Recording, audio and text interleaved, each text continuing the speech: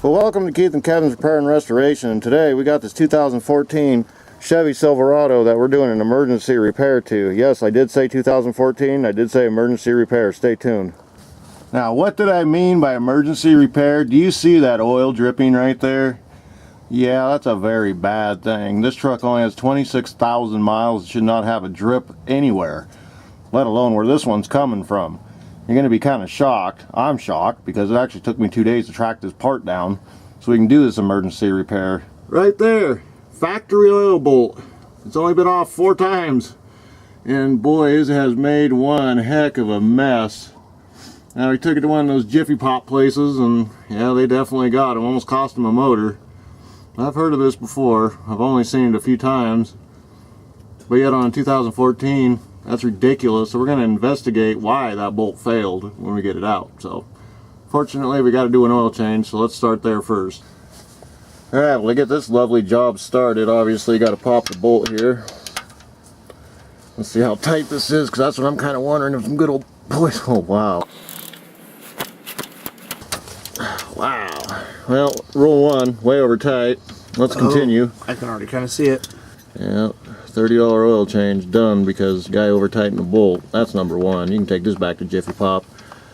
Be nice to your environment, catch your oil.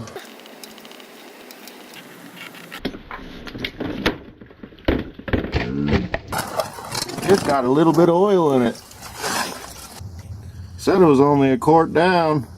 Quart in 1 week, so I mean 3 weeks. If you wouldn't have noticed, you would have lost his motor. Alright, we're gonna let that drain out and then we'll be right back. So one of the things I can see here about this 2014 oil pan, that there's a inside sealing ring, which is the blue, and then I'm going to show you my new bolt.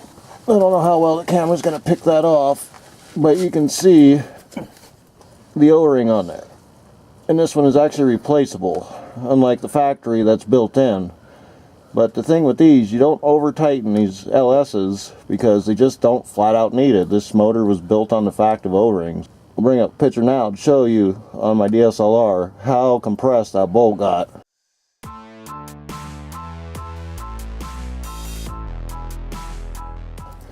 I mean, dude even galled the threads. This is the new bolt, but I'll show you the old one now. Pretty grimy. I'm surprised at 26,000 miles that bolt's done, but it's done, son. I mean, you can tell here it's a goner. And the sad thing is, this thing had an oil change a week ago. I was going to try to save the oil, but as much as came out, I don't know, that probably was not going to happen. Alright, well, let's get our bolt in and tweak it, finish this oil change, and gotta be careful with those Jiffy Pop places. They can get you, and if you don't be diligent, it can cost you a motor. I've heard of them actually paying the bill for it, so 2014 almost bought a motor. Now, normally you'd want to clean this up, but I'm not because I'm going to use it for lubrication, which may be another thing that they failed on. And O'Reilly's had a hard time getting this bolt. I actually had to wait a half a day to get it. It's 2014. Shouldn't even need it. Other than that, this is a pretty straightforward oil change. I just thought it was interesting to see an oil leak on a 2014. Now, see, there's a stop point right there. Go a little past, and that's it. That's all it needs. Let's see, what's the other goofy thing on this LS? Yeah, the oil filter's in a fun spot. Not too bad, I guess. It's gonna be right here. We'll get that out now. Probably won't record that. It's kind of dry, boring stuff, but the point of this video was watch the Jiffy Pop place. Alright, we'll be back here in a sec. I am gonna frickin' rage. I barely, I mean, breathed on this oil filter. I mean, look at that. That is stupid ridiculous. Like, going down the road, I could have lost it. Yeah, this is definitely being documented. Don't go to Jiffy Lube. Wow. You almost cost this man a brand new frickin' motor. This is ridiculous. Unfrickin' believable. Yeah, this thing's not tight at all. We did the oil change October 6th. That's what would have happened going down the road at 55 miles an hour. That filter would have fell out. That. I have never in my life, except for one other time, seen a filter that loose and have an engine still live. It was in a 92 Buick Century. My goodness. Well, I tell you what, I better not get a hold of the tech that did this because I would put my size 12 clean up his rear for that one. I mean, not only fuck the bolt up, but then turn around, don't even tighten the oil filter. Damn ridiculous. very disgusted at this moment. Alright folks, we're going to get this thing finished up. I'm not going to show too much detail because this was more of an emergency repair than a planned item. But the fact your oil filter's got to be tight. That's just all there is to it, folks. Simple. I'm going to go down and I'm going to go chew some ass tomorrow with Jiffy Pop, because that's what I'm going to do. Not unless Jiffy Pop's in the business of giving away motors. Just take my truck down there. If they're going to give you a free one, take it. Exactly.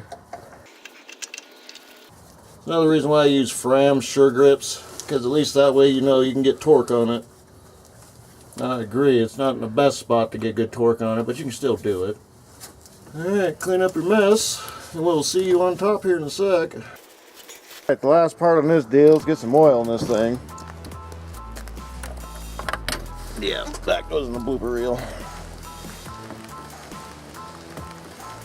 If you're doing an oil change on this, be prepared to buy 2 of these big suckers, or you're going to be buying 2 or 1 of these and 2.5, 3 quarts. So you might as well buy the 5 and have some change.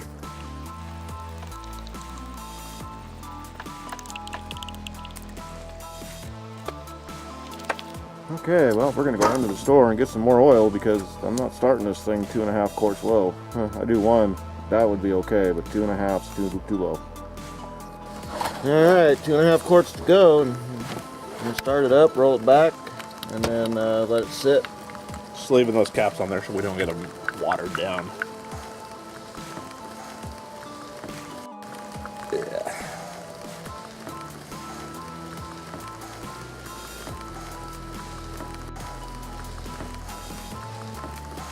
Eight and a half quarts. I'm not used to that measurement. Most Chevy 350s were 5, 5.5, maybe 6 quarts at best. Alright, so we don't have a half quart left over. Nope. Good to go. Alright, last things last. Put your oil cap on. I'm gonna have them start it up right now. Oh, come on. It's not gonna let you start it. Or So much for a remote start. Alright folks, well this concludes our emergency repair of a 2014 Chevy Silverado. All lights are out, everything's good. We'll come back and check it here in about a week or so. Make sure we've got our leak under control, but new bolts should take care of it. If you like these kind of quick videos, click like and subscribe, and we'll see you next time. Thanks for watching. How'd you look at that? Dry as a bone. So, yeah, definitely fix that. No leaks there, and just everything's got to dry up. Yeah, but this is what a 4.3 looks like nowadays. I'm gonna assume this is the 6L80E. We're actually gonna do a decode on this truck and see all the goodies on it, because I'm not well versed on these newer trucks. I like the old school ones. These newer ones are an interesting beast, so not too bad. First time working on a 4.3 in 2014. It wasn't too bad. I mean, it's all the same stuff. It needs oil. It's, you know, it's basic. So let's get the RPO codes.